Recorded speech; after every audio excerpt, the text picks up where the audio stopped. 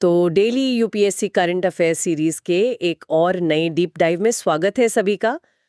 आज हमारी तारीख है 20 फरवरी 2026 और ये हमारी आज की चर्चा का पार्ट 1 होने वाला है। बिल्कुल, और आज के टॉपिक्स बहुत ही इंटरेस्टिंग हैं। हाँ, और इस चर्चा का हमारा मुख्य मिशन एकदम क्लियर है। जो भी एस्पिरेंट्स यूपीएससी की तैयारी कर रहे हैं उनके लिए अलग अलग सोर्सेस जैसे आर्टिकल्स, रिसर्च पेपर्स और जो डेली न्यूज़ आती है ना, वहां से सबसे जरूरी फैक्ट्स निकाल कर लाना। सही बात है, क्योंकि सोर्सेज तो बहुत हैं, पर एग्जाम के नजरिए से क्या पढ़ना है वो ज्यादा जरूरी हो जाता है। एकदम। और हाँ, एक बात और मैं बता दूं कि आज हम कुछ ऐसे विषयों पर भी बात करेंगे जो शायद पहले भी खबरों में थोड़ा बहुत आ चुके हैं, तो सुनने वालों का एक बहुत ही बेहतरीन रिवीजन भी हो जाएगा और नई चीजें तो ऑफ कोर्स सीखने को मिलेंगी ही। रिवीजन तो यूपीएससी में सबसे बड़ी की होती है ना। बिल्कुल होती है। तो आगे बढ़ने से पहले बस एक छोटी सी अपील है कि जो लोग भी इस डीप डाइव को सुन रहे हैं वो इस एपिसोड को इस चर्चा को लाइक और सब्सक्राइब जरूर करें ताकि ऐसी ही ज्ञानवर्धक बातें उन्हें आगे भी मिलती रहें। तो शुरू करें फिर आज का ये लंबा और मजेदार सफर। हाँ बिल्कुल, शुरू करते हैं। तो सबसे पहले हम बात करते हैं पर्यावरण और पारिस्थितिकी की। हमारा एनवायरनमेंट एंड इकोलॉजी वाला जो सेक्शन है। और शुरुआत एक बहुत ही छोटे लेकिन इकोसिस्टम के लिए बेहद जरूरी जीव से कर रहे हैं। देखिए, एनवायरनमेंट का सेक्शन ना हमेशा से यूपीएससी के लिए कोर एरिया रहा है। तो जब भी कोई नई प्रजाति या स्पीशीज खोजी जाती है तो उसके पीछे का पूरा इकोलॉजिकल इम्पैक्ट समझना एस्पिरेंट्स के लिए बहुत जरूरी हो जाता है। तो खबर ये है कि हाल ही में लक्षद्वीप के आगाती कोरल रीफ्स में एक नया केकड़ा मिला है। एक नए क्रैब की प्रजाति खोजी गई है जिसका नाम साइंटिफिक नाम रखा गया है गलैथिया बालासुब्रमणियन। गैलेथिया बालासुब्रमणियन, राइट। हाँ, और ये कोई नॉर्मल केकड़ा नहीं है। इसे स्क्वॉट लॉबस्टर की कैटेगरी में रखा जाता है। पर सबसे ज्यादा हैरान करने वाली बात ना इसका आकार है। ये जीव सिर्फ और सिर्फ 3 मिलीमीटर लंबा है। 3 मिलीमीटर? मतलब एक चावल के दाने से भी छोटा। बिल्कुल, ये उस पूरे एरिया में अब तक मिले सबसे छोटे रीफ क्रैब्स में से एक है। पर इतना छोटा होने के बावजूद इसका रोल बहुत बड़ा है। देखिए, आकार में छोटा होने का मतलब ये नहीं कि इसका असर कम है। कोरल रीफ इकोसिस्टम में हर जीव की एक खास भूमिका होती है। ये जो छोटा केकड़े होते हैं ना, ये कोरल और चट्टानों की गहरी दरारों में छिपे रहते हैं। अच्छा। इनका मुख्य काम होता है ऑर्गेनिक मैटर को रिसाइकिल करना। समंदर के अंदर जो भी डेड ऑर्गेनिक मैटर होता है उसको ये खाकर साफ करते हैं और फिर बदले में खुद आगे चलकर बड़ी मछलियों और दूसरे जीवों का खाना बन जाते हैं। तो एक तरह से ये पूरी फूड चेन का एक बहुत ही स्ट्रॉन्ग फाउंडेशन बनाते हैं। एकदम। और एस्पिरेंट्स को यहाँ एक और पॉइंट नोट करना चाहिए, इसकी जेनेटिक्स पर ध्यान देना होगा। ये गलाथिया जीनस से तो जुड़ा है, पर अपना जो इसका सबसे करीबी रिश्तेदार है ना, जो जी मोरिटियाना है शायद। हाँ, जी मोरिटियाना, उससे इसकी जेनेटिक बनावट और बॉडी का स्ट्रक्चर बिल्कुल अलग है। जैसे इसके पैरों और पंजों की जो बनावट है वो काफी डिफरेंट होती है। ये छोटी छोटी डिटेल्स ही एग्जाम में स्टेटमेंट्स बनकर आती हैं। खैर, अब समुद्र की इन गहराइयों से निकलकर हम चलते हैं सीधा मध्य प्रदेश के घने जंगलों में। ये नेक्स्ट टॉपिक हमारा वाइल्ड लाइफ कंजर्वेशन और जुडिशरी के इंटरसेक्शन का एक परफेक्ट एग्जाम्पल है। मध्य प्रदेश मतलब हम किसी टाइगर रिजर्व की बात कर रहे हैं। बिल्कुल। एमपी हाई कोर्ट ने हाल ही में बांधवगढ़ टाइगर रिजर्व में जो बाघों की मौत हो रही है ना, टाइगर फेटालिटीज, उस पर एक डिटेल रिपोर्ट मांगी है। बांधवगढ़ का नाम तो सबने सुना है, पर इसका जो भूगोल और इतिहास है वो इसे एग्जाम के लिए बहुत इंपॉर्टेंट बना देता है। हाँ, बांधवगढ़ की ज्योग्राफी और हिस्ट्री तो सीधा पेपर में आती है। इसकी लोकेशन उमरिया जिले में है और ये मुख्य रूप से विंध्या हिल्स पर फैला हुआ है। और इसके नाम के पीछे की जो मिथोलॉजी है वो भी तो सुनने में काफी दिलचस्प लगती है। बांधवगढ़ मतलब भाई का किला, ब्रदर्स फोर्ट। सही बात है। हिंदू मान्यताओं के हिसाब से भगवान राम ने अपने भाई लक्ष्मण को ये जगह दी थी ताकि वो लंका पर नजर रख सकें, और यही किला इस रिजर्व के बिल्कुल सेंटर में है। पर अगर हम ज्योग्राफी और हिस्ट्री को मिक्स करें तो यहाँ पर साल के घने जंगल मिलते हैं। साल ट्रीज, जो बाघों के छुपने के लिए बहुत अच्छा कवर देते हैं। एग्जैक्टली। और इतिहास की बात करें तो एस्पिरेंट्स को याद रखना चाहिए कि इस रिजर्व के अंदर लगभग 39 प्राचीन गुफाएं हैं। 39 केव्स? हाँ, और इन गुफाओं में पहली शताब्दी ईसा पूर्व के पाली भाषा के इंस्क्रिप्शंस मिले हैं। पाली इंस्क्रिप्शंस? और जानवरों के चित्र भी हैं यहाँ। और जहाँ तक बाघों की बात है, दुनिया की सबसे ज्यादा टाइगर डेंसिटी इसी रिजर्व में मानी जाती है। तो हिस्ट्री, ज्योग्राफी और एनवायरनमेंट तीनों कवर हो गए एक ही टॉपिक में। अब आगे बढ़ते हैं एक ऐसे एग्जाम्पल पर जहां आम जनता एनवायरनमेंट कंजर्वेशन का हिस्सा बन रही है।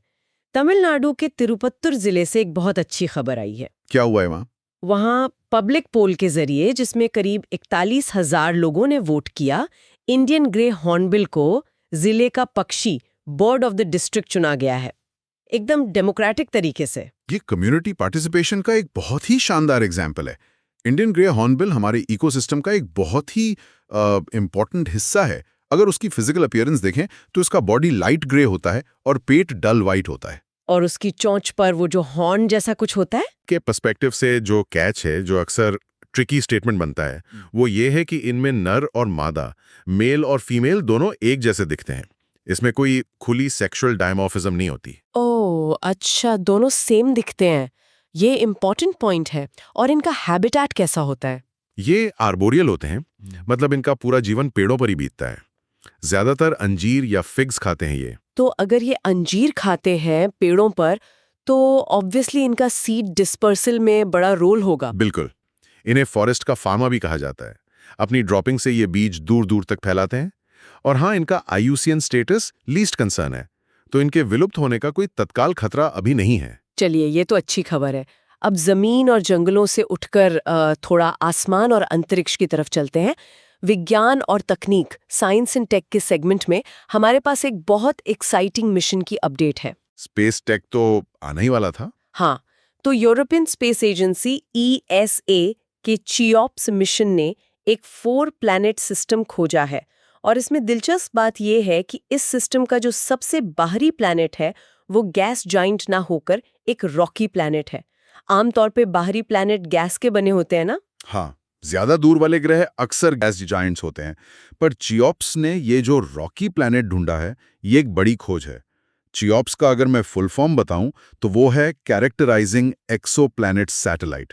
इस मिशन को दिसंबर 2019 में लॉन्च किया गया था। और इसका मुख्य काम नए एक्सोप्लैनेट्स ढूंढना नहीं है, बल्कि जो पहले से तारों के आसपास एक्सोप्लैनेट्स हैं उनका गहरा अध्ययन करना है ना? एग्जैक्टली। अर्थ से लेकर नेपच्यून तक के आकार के एक्सोप्लैनेट्स पर इनका फोकस है। और अगर इसकी टेक्नोलॉजीज देखें तो इसकी ऑर्बिट 700 किलोमीटर की सन सिंक्रोनस ऑर्बिट है। ये सन सिंक्रोनस वाली बात थोड़ी कॉम्प्लेक्स लगती है। मतलब इसका क्या फायदा होता है? फायदा ये होता है कि इस ऑर्बिट में सैटेलाइट को लगातार सूरज की रोशनी मिलती है अपने सोलर पैनल्स के लिए, जबकि उसके इंस्ट्रूमेंट्स हमेशा आसमान के अंधेरे की तरफ पॉइंट करते रहते हैं। हाँ, ताकि ऑब्जर्वेशन में धरती की चमक का कोई इंटरफेरेंस ना हो। ये तो काफी स्मार्ट डिजाइन है। और इसमें इंस्ट्रूमेंट्स क्या-क्या यूज होते हैं प्लैनेट्स की डिटेल्स जानने के लिए? इसमें सिर्फ एक ही मुख्य इंस्ट्रूमेंट है, एक फोटोमीटर। ये ट्रांजिट मेथड पर काम करता है। जब कोई प्लैनेट अपने तारे के सामने से गुजरता है तो तारे की रोशनी में आने वाली एकदम माइनर सी गिरावट को ये नाप लेता है। जैसे इक्लिप्स में होता है, पर बहुत छोटे स्केल पर। सही पकड़ा। और इससे ग्रह का साइज पता चलता है। फिर दूसरे टेलीस्कोप से उसका मास पता कर लिया जाता है। साइज और मास से उसकी डेंसिटी निकल आती है। और इस डेंसिटी से ही हमें पता चलता है कि ग्रह चट्टानी है, गैस का है, या वहां समुद्र हो सकते हैं। साइंस आखिर कहाँ से कहाँ पहुंच गई है। अब स्पेस टेक के इस एडवांस डेटा प्रोसेसिंग से आते हैं सीधा धरती पर, आर्टिफिशियल इंटेलिजेंस पर। हाल ही में मैटी ने इंडिया AI इम्पैक्ट समिट 2026 में वॉइसेरा लॉन्च किया है। वॉइसेरा, ये इंडिया के AI इकोसिस्टम के लिए एक बहुत बड़ा पुश है। हाँ, और सुनने वालों को पता होना चाहिए कि ये वॉइसेरा आखिर है क्या। ये एक open source voice AI stack है जो भाषिनी पर आधारित है। और भाषिनी हमें पता है कि नेशनल लैंग्वेज इंफ्रास्ट्रक्चर है जो 22 से ज्यादा भाषाओं को सपोर्ट करता है। इसमें सबसे बड़ी बात है ओपन सोर्स होना। इससे वेंडर लॉक इन की समस्या खत्म हो जाएगी। ये वेंडर लॉक इन को हम कैसे समझा सकते हैं आसान शब्दों में? वेंडर लॉक इन मतलब जब आप किसी एक कंपनी की टेक्नोलॉजी पर इतने निर्भर हो जाते हैं कि आपके पास कोई और ऑप्शन नहीं बचता। जैसे अगर सरकारी काम एक ही प्राइवेट कंपनी के सॉफ्टवेयर पर होने लगे तो कल को अगर वो कंपनी दाम बढ़ा दे तो सरकार फंस जाएगी। वॉइसेरा के ओपन सोर्स होने से ये मोनोपोली टूट जाएगी। तो इसका फायदा ये होगा कि अब सिर्फ बेसिक ट्रांसलेशन नहीं होगी, बल्कि real time speech, conversational AI और मल्टीलिंगुअल टेलीफोनी पॉसिबल हो पाएगी, और वो भी बिना किसी सिंगल वेंडर पर डिपेंड हुए। बिल्कुल। इसका डायरेक्ट फायदा रूरल कनेक्टिविटी और ई-गवर्नेंस में देखने को मिलेगा। सही बात है। चलिए अब AI और टेक से आगे बढ़ते हैं और हमारे स्वास्थ्य और बीमारी वाले सेगमेंट की तरफ चलते हैं। यहाँ एक नई मेडिकल रिसर्च की खबर है, लिम्फेडीमा नामक एक दर्दनाक बीमारी के बारे में। लिम्फेडीमा, इसके नाम से ही लग रहा है कि इसका कनेक्शन हमारे लिम्फेटिक सिस्टम से है। बीमारी की साइंस को थोड़ा डिटेल में समझ लेते हैं। हमारा लिम्फेटिक सिस्टम आखिर काम कैसे करता है? देखिए, हमारा लिम्फेटिक सिस्टम एक तरह से बॉडी का ड्रेनेज नेटवर्क होता है। ये एक्सेस फ्लूइड, प्रोटीन्स और जो टॉक्सिन्स हमारी बॉडी में बनते हैं, उन्हें निकालकर वापस खून में भेजता है। और जब ये सिस्टम किसी वजह से खराब हो जाए या ब्लॉक हो जाए तो वही होता है जो किसी ब्लॉक नाली के साथ होता है, पानी भरने लगता है। इस केस में फ्लूइड इकट्ठा हो जाता है, जिससे बॉडी में, खासकर हाथ और पैरों में बहुत ज्यादा सूजन आ जाती है। इसे ही लिम्फेडीमा कहते हैं। ये ब्लॉकेज किसी सर्जरी, कैंसर ट्रीटमेंट या कभी-कभी जेनेटिक कारणों से भी होता है। तो ये जो नई सेल्यूलर मैकेनिज्म खोजी गई है, इससे पहले इसका इलाज कैसे होता था? पुराने तरीके में क्योर नहीं था, सिर्फ मैनेजमेंट था। कंप्रेशन गारमेंट्स पहनना, मसाज करना। ये क्रॉनिक बीमारी है जो ठीक नहीं होती जल्दी। लेकिन इस नए सेल्यूलर मैकेनिज्म के मिलने से अब सेल्यूलर लेवल पर समझेंगे कि ये फ्लूइड जमा क्यों हो रहा है। इससे भविष्य में डायरेक्ट दवाइयां बन सकेंगी। ये तो लाखों मरीजों के लिए एक बहुत बड़ी उम्मीद की किरण है। अब मेडिकल साइंस से हम अपना रुख करते हैं भूगोल और अंतर्राष्ट्रीय पहल की तरफ। ज्योग्राफी और इंटरनेशनल रिलेशंस। हाँ, हाल ही में फिनलैंड के प्राइम मिनिस्टर ने भारत और अपने दूसरे ग्लोबल पार्टनर्स के साथ मिलकर सस्टेनेबल टेक प्रोग्रेस की बात की है। फिनलैंड की बात निकली है तो एस्पायरेंट्स को तुरंत अपना मैप ध्यान में लाना चाहिए। फिनलैंड नॉर्दर्न यूरोप में स्थित है। और इसके बॉर्डर्स किस किस के साथ लगते हैं? इसके बॉर्डर्स लगते हैं नॉर्वे, स्वीडन और रशिया के साथ। खासकर रशिया के साथ इसका बहुत लंबा बॉर्डर है, जिसकी वजह से इसकी जियोपॉलिटिकल इंपॉर्टेंस और बढ़ जाती है। और इसी वजह से उसने हाल ही में नेटो भी ज्वाइन किया है ना? बिल्कुल, वो यू का मेंबर तो है ही, अब नेटो का भी हिस्सा है। और इसके आसपास की वाटर बॉडीज की बात करें तो gulf of Finland, gulf of Bothnia और बाल्टिक सी इसके पड़ोस में है। राजधानी इसकी हेलसिंकी है। मैंने पढ़ा था कि इसे झीलों का देश भी कहा जाता है। सही पढ़ा है। यहाँ करीब 56,000 झीलें हैं और सबसे बड़ी लेक का नाम है लेक साइमा। इसका सबसे ऊंचा पॉइंट माउंट हेल्टी है। और टेक प्रोग्रेस की बात इसलिए हो रही है क्योंकि फिनलैंड मिनरल रिसोर्सेज में बहुत अमीर है।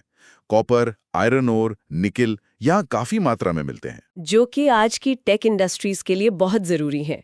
चलिए, अब फिनलैंड से लौटकर भारत आते हैं और इंफ्रास्ट्रक्चर की एक बड़ी खबर देखते हैं। अरुणाचल प्रदेश में बन रहा दिबांग मल्टीपर्पज प्रोजेक्ट। ये तो देश के सबसे एम्बिशियस प्रोजेक्ट्स में से एक है। हाँ, और इसमें एक नया माइलस्टोन छुआ गया है। इस प्रोजेक्ट के डाइवर्जन टनल 3 का डे लाइटिंग कंप्लीट हो गया है। डे लाइटिंग का मतलब होता है जब पहाड़ के अंदर खोदी जा रही टनल अपने आखिरी छोर तक पहुंचकर बाहर खुल जाती है और रोशनी अंदर आती है। ये एक बहुत बड़ा इंजीनियरिंग अचीवमेंट होता है। पर इस प्रोजेक्ट की कैपेसिटी और नदी कौन सी है, ये जरूरी पॉइंट है। ये ब्रह्मपुत्र की सहायक नदी दिबांग पर बन रहा है और इसकी कैपेसिटी 2880 मेगावाट है, 2880 MW। जब ये बन जाएगा तो ये देश का सबसे बड़ा हाइड्रो पावर फैसिलिटी होगा। और इसकी दूसरी सबसे खास बात यह है कि ये इंडिया का सबसे ऊंचा कंक्रीट ग्रेविटी डैम होगा और साथ ही दुनिया का सबसे ऊंचा RCC यानी रोलर कंपैक्टेड कंक्रीट डैम होगा। RCC डैम होने का मतलब इसमें कंस्ट्रक्शन थोड़ा फास्ट और स्ट्रांग होता है शायद। हाँ, इसमें मटेरियल और टाइम दोनों बचते हैं। और इस प्रोजेक्ट का काम सिर्फ पावर जनरेशन नहीं है, बल्कि फ्लड कंट्रोल भी एक बड़ा ऑब्जेक्टिव है। इसे NHPC द्वारा बनाया जा रहा है। बाढ़ नियंत्रण तो वहां बहुत जरूरी है। अब फूड सिक्योरिटी पर आते हैं, जो एक ग्लोबल चैलेंज है।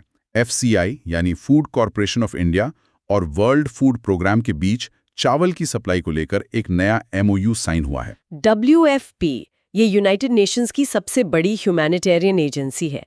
इसे 1961 में बनाया गया था और इसका एक ही मुख्य मकसद है भूखमरी खत्म करना, जिसे हम sustainable development goal 2 zero hunger के नाम से जानते हैं। बिल्कुल, इसका हेडक्वार्टर रोम में है और एस्पिरेंट्स को याद होना चाहिए कि इसके लाजवाब काम के लिए 2020 में इसे नोबेल पीस प्राइज भी मिला था। और WFP एक बहुत जरूरी रिपोर्ट भी निकालती है ना, global report on food crisis. सही कहा, ये रिपोर्ट अक्सर डायरेक्ट क्वेश्चंस में आ जाती है। अच्छा, अब इस चर्चा के आखिरी हिस्से पर चलते हैं, हमारा सरकारी योजना वाला सेगमेंट।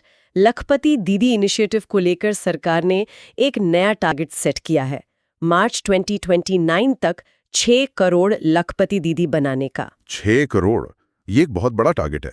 ये मिनिस्ट्री ऑफ रूरल डेवलपमेंट का प्रोजेक्ट है जो DAY-NRLM के तहत चलाया जा रहा है। और सुनने वालों को यहाँ एक डिस्टिंक्शन ध्यान में रखना होगा।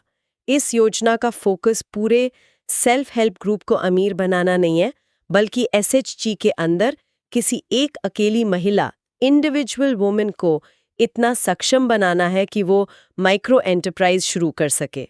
और उस माइक्रो एंटरप्राइज से उसकी सालाना आमदनी कम से कम 1 लाख रुपए हो, यानी महीने का एवरेज 10,000 से ज्यादा। इस टारगेट को पूरा करने के लिए औरतों को अलग अलग आमदनी के जरिए सिखाए जा रहे हैं, जिसे डाइवर्सिफाइड लाइवलीहुड कहते हैं। और इसकी ट्रेनिंग का मॉडल भी काफी नया है।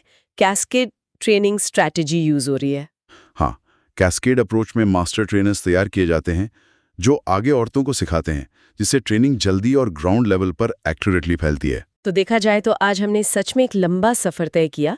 एक 3 मिलीमीटर के केकड़े गैलेथिया बालासुब्रमण्यनी से शुरुआत करके हम स्पेस में चिओप्स के पास गए, फिर वॉइसेरा और AI को समझा, फिनलैंड की झीलों तक गए और अंत में लखपति दीदी से ग्राउंड लेवल पर आ रहे बदलाव को देखा। यही तो UPSC की खूबसूरती है, आपको हर दिशा में सोचना पड़ता है।